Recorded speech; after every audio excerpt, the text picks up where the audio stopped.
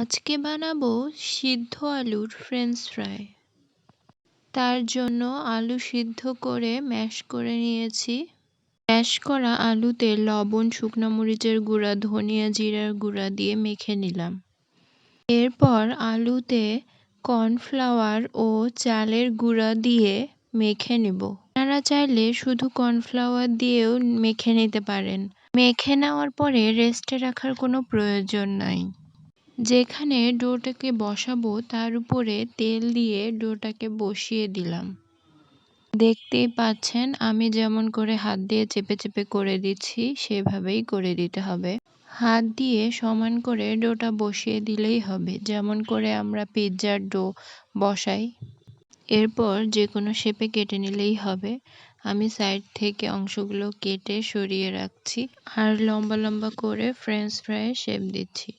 সাইডের অংশগুলো আমি কেটে নিয়েছিলাম। এরপর কড়াইয়ে তেল গরম করে ভেজে নিব। মাঝারি আঁচে ভাজলে ফ্রেঞ্চ ফ্রাইগুলো অনেক ক্রিস্পি হবে।